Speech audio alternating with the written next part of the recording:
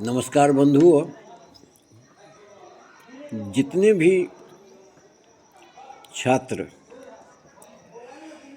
जो परीक्षा की तैयारी में लगे हैं, विभिन्न प्रकार की परीक्षाओं की तैयारी में लगे हैं, एसएससी हो, बीपीएससी हो, यूपीएससी हो, एनटीपीसी हो, रेलवे हो, शिक्षक भर्ती परीक्षा हो, राज्य सरकार के अंदर आने वाले विभिन्न परीक्षाओं की तैयारी में लगे हुए हों, उन सबों से आग्रह है और उन लोगों को मालूम भी है कि जो भी परीक्षाएं होती हैं आजकल उसमें पर्यावरण से लेके प्रश्न पूछे जाते हैं।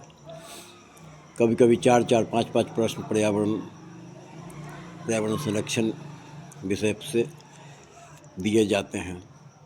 तो इसी को ध्यान में रख करके जो विद्यार्थी तैयारी कर रहे हैं कंपटीशन के, तो पर्यावरण और जीवन पुस्तक तैयार की गई है, जिसके लेखक सेवानिवृत्त बैंक अधिकारी, जाने माने पर्यावरण सेवी वशिष्ठ के द्वारा तैयार की गई है, जिसमें पर्यावरण से जुड़े लगभग सभी क्रियाकलापों को जगह दिया गया है। आपको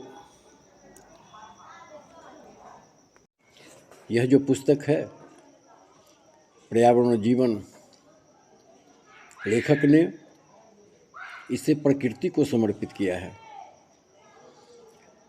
सर्वशक्तिमान एवं सर्वव्यापी जगनीयता की उस अमोघ सृजनात्मक शक्ति प्रकृति, जिसने विभिन्न अवयवों क्षितिजल पावक गगन समीरा के संयोग से समस्त जीव जगत की सृष्टि की है, जिनका अस्तित्व इन अवयवों की पूर्ण शुद्धता एवं समुचित उपलब्धता पर ही निर्भर है, को उनकी अक्षुण्ण हरितिमा की अशेष आकांक्षाओं के साथ। वशिष्ठ। दोस्तों, पुस्तक का समर्पण अनुक्रम या विषय सूची वो इस प्रकार है। शुरू में भूमिका है पृष्ठ 5 पर समर्पण के बाद। उसके बाद है पर्यावरण और जीवन नामक पुस्तक की एक समीक्षा पृष्ठ संख्या 9 पर। फिर आता है अभिमत पृष्ठ संख्या 15 पर। फिर आत्माभिव्यक्ति के पुष्प लेखक के द्वारा 17 नंबर पृष्ठ पर। उसके बाद एक कविता है गीत पर्यावरण के गाता हूँ लेखक की, ये 19 नंबर पृष्ठ पर है। इसके बाद इस पुस्तक में विभिन्न विषयों को जो पर्यावरण से जुड़े हुए हैं, लगभग सभी विषयों को समाहित किया गया है। इस प्रकार है प्रकृति रक्षति रक्षिता 21 नंबर पृष्ठ पर है। वायु प्रदूषण 26 नंबर पृष्ठ पर है। जल प्रदूषण 37 पर है। थल प्रदूषण 44 पर है। ध्वनि प्रदूषण 52 पर है। प्लास्टिक प्रदूषण 64 पर है। रेडियोधर्मी प्रदूषण 78 पर है। इसके बाद लेखक ने एक अति महत्वपूर्ण प्रदूषण की भी चर्चा की है, जो हमारे विचारों में पाया जाता है, जिससे समाज और परिवार प्रभावित होते रहते हैं। तो वैचारिक प्रदूषण की भी चर्चा इस पुस्तक में की गई है। इसके बाद अन्य विषयों में ओजोन परत, green house gas, global warming, जलवायु परिवर्तन, वायु गुणवत्ता सूचकांक, पर्यावरण से जुड़े हुए विभिन्न प्रकार के कानून, पर्यावरण संरक्षण संबंधी चलाए गए विभिन्न प्रकार के आंदोलन, पर्यावरण के हितैषी पेड़ पौधे, लॉकडाउन एवं पर्यावरण, धर्मशास्त्रों में प्रकृति चिंतन।